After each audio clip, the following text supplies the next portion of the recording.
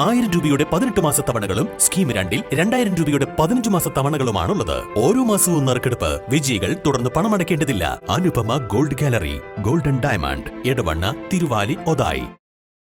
ദുരന്തമുഖങ്ങളിൽ സേവന സന്നദ്ധരാകാൻ വിദ്യാർത്ഥികൾക്കും യുവജനങ്ങൾക്കും സന്നദ്ധ വോളണ്ടിയർമാർക്കും പരിശീലനം സംഘടിപ്പിച്ച് ജില്ലാ ദുരന്ത നിവാരണ അതോറിറ്റി.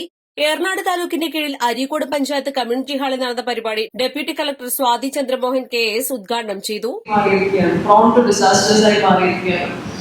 അപ്പോൾ ഈ ടൈമില് നമുക്ക് നേരത്തെ പറഞ്ഞ പോലെ തന്നെ പക്ഷെ നമ്മുടെ ഭാഗ്യം ഫോർച്ചുനേറ്റ് ആണ് നമുക്ക് ഇത്രയും ഒരു ടീം NDRF ആയാലും നമ്മുടെ ഫയർ എല്ലാ സിസ്റ്റം ഫോഴ്സ് ആണെങ്കിലും വളരെ എക്യൂപ്ഡ് ആണ്. എസ്പെഷ്യലി മലപ്പുറം ഞാനിപ്പോൾ ജോയിൻ ചെയ്തിട്ട് 2 മാസമായിട്ടുള്ളൂ.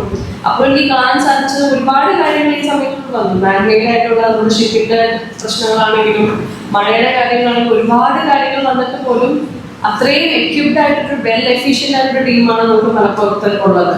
എല്ലാ ഫോഴ്സിനും ഉണ്ടായിട്ടുള്ളത്. അതില് ഡിസാസ്റ്റർ മാനേജ്മെന്റ് ഉള്ള ഭാഗത്ത് എനിക്ക് അത്രയും സന്തോഷവും ഒരു ലക്കാണ്. ബിക്കോസ് അത്രയും എഫിഷ്യന്റ് ആയ ടീം ഉണ്ടാവുക എന്ന് പറയുന്നത്. പ്രളയ ദുരന്ത മുന്നൊരുക്കത്തിന്റെ ഭാഗമായി മലപ്പുറം ജില്ലയിലെ താലൂക്കുകൾ കേന്ദ്രമായി ജില്ലാ ദുരന്ത നിവാരണ അതോറിറ്റിയുടെ നിർദ്ദേശപ്രകാരം ദേശീയ ദുരന്ത നിവാരണ സേനയുടെ നേതൃത്വത്തിൽ പരിശീലനങ്ങൾ നടന്നുവരുന്നുണ്ട്.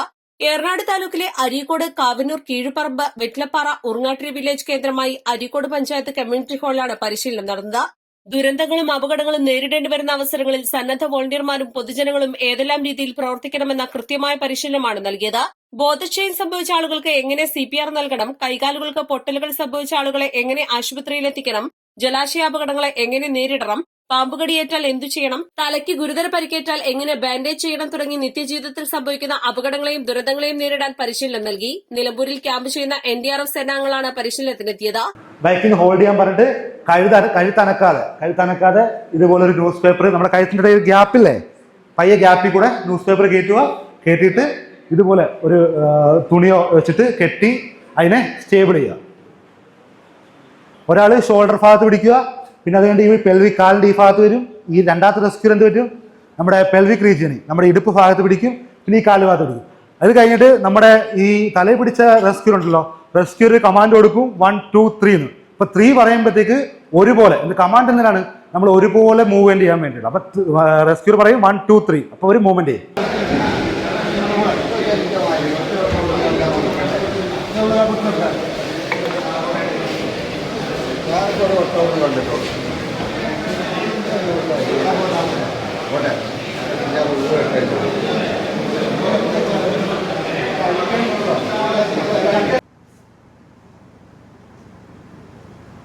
ഇത് കഴിഞ്ഞിട്ട് 1-2 മെത്തേഡ് ഉണ്ട്, മാനേജിങ് മെത്തേഡ് ഉണ്ട്. അത് കഴിഞ്ഞിട്ട് നിങ്ങളെ വിളിച്ചിട്ട് പ്രാക്ടീസ് ചെയ്യിപ്പിക്കും, കുറേ പേരെ വിളിച്ച് പ്രാക്ടീസ് ചെയ്യിപ്പിക്കുന്നുണ്ട്. നോക്കിക്കണം, പ്രത്യേകിച്ച് സ്റ്റുഡൻസ്. ഇപ്പൊ ഇങ്ങനെ കെട്ടുമ്പോൾ കണ്ടോ, ഇപ്പൊ ഈ റിസ്റ്റ് മറക്കാൻ പറ്റില്ല, റിസ്റ്റ് അനക്കാൻ പറ്റത്തില്ലല്ലോ. ഇങ്ങനെ കെട്ടിക്കൊണ്ട് നമുക്ക് ഹോസ്പിറ്റലിൽ കൊണ്ടുപോകാൻ പറ്റുമോ? ഇങ്ങനെ മാത്രം കെട്ടിയാൽ മതിയോ? കാരണം ഇങ്ങനെ മാത്രം കെട്ടിക്കഴിഞ്ഞാൽ കൈ ഇങ്ങനെ മൂവ് ആവും.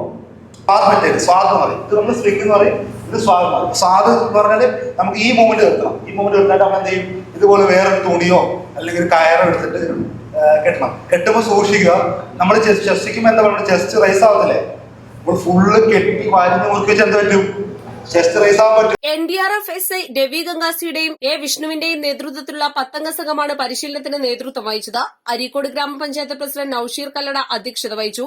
ഡെപ്യൂട്ടി തഹസിൽദാർ ബാസ്റ്റിൻ, ജനപ്രതിനിധികളായ സഹൂദ്, ഷാദിൽ, വില്ലേജ് ഓഫീസർ ഷഫീഖുള്ള അമ്പലവൻ തുടങ്ങിയവർ സംസാരിച്ചു. East Live, Areekode.